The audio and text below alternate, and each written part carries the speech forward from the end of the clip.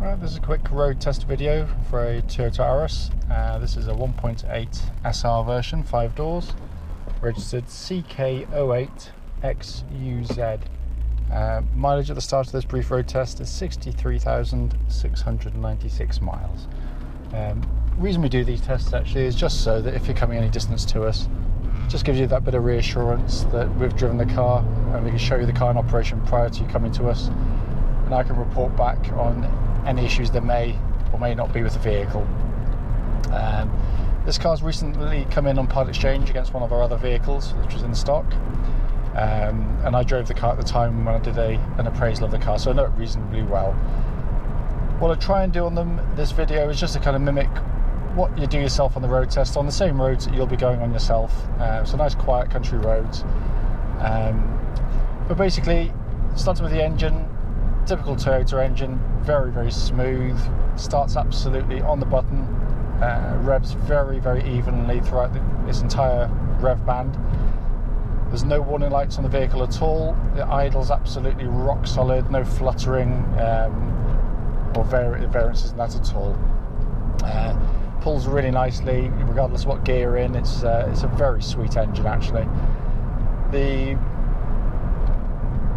engine then obviously goes through clutch and gearbox. Clutch feels absolutely fine, it bites very well indeed. Gearbox likewise, typical Toyota box. It's a lovely slick shifting gearbox. Just doing this for just showing you really.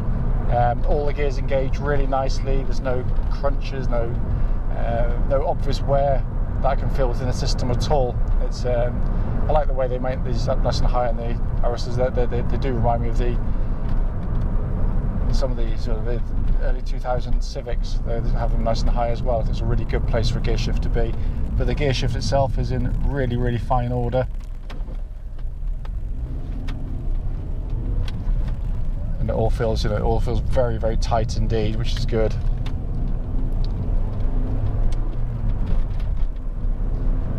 So I'm driving down here, the steering of the car, I can't feel any shimmy, shakes or vibrations back through it.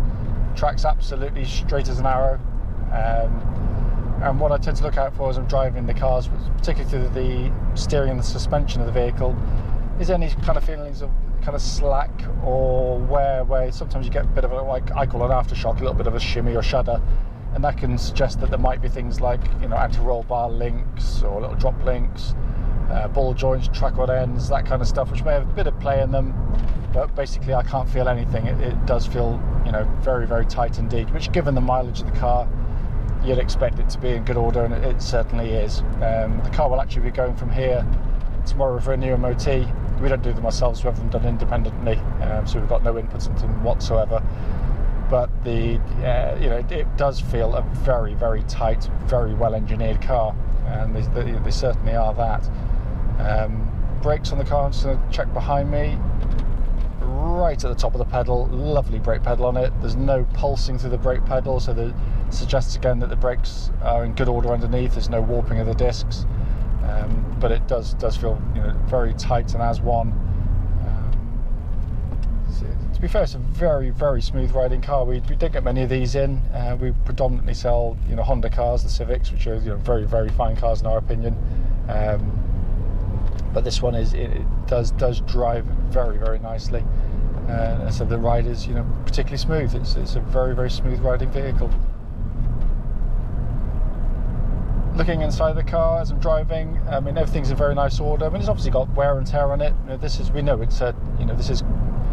quite an inexpensive example for the age and mileage and specification of the car, because part exchanges we do tend to move on very quickly. So it's got the odd little mark you're going to get from a family car, and I think there's a couple on the trim and here and around the gear gaiter, but that's reflected certainly in the price we're asking for the vehicle. But it all works really nicely. The air conditioning's pumping out lovely cold air. Every button I pressed thus far has worked absolutely as it should, which given it being a Toyota, a Japanese car, you get this lovely kind of click action with the buttons. And what I like about them, in fact, even though it's it's done a few miles and the age it is, the paint's still on all it hasn't been rubbed off. Whereas you get quite a lot with kind of the Golfs and the Audis of this world. Dashboard itself, really nice, simple binnacle, very, very legible, very easy to read, and there's absolutely no warning lights on the dashboard at all. Temperature gauge is exactly right, there's no warning lights for that, but it does drive very, very well indeed. As I drive at any kind of speed, I tend to listen out for sort of wind noises, wind hiss or intrusion that shouldn't really be there, but there's none at all. There's that would suggest again sort of the seals on the windows and the windscreen are all in fine fettle and there's no damage to those at all.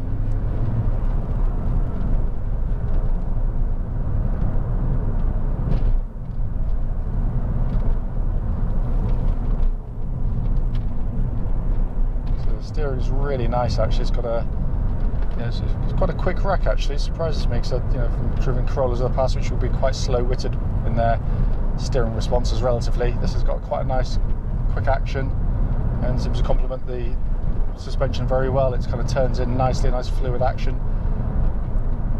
It doesn't pitch and wallow through the corners again, which suggests that the suspension's in good order underneath. There's certainly the shock absorbers, dampers, and these are some sort of tight, twisty little corners which challenge any car.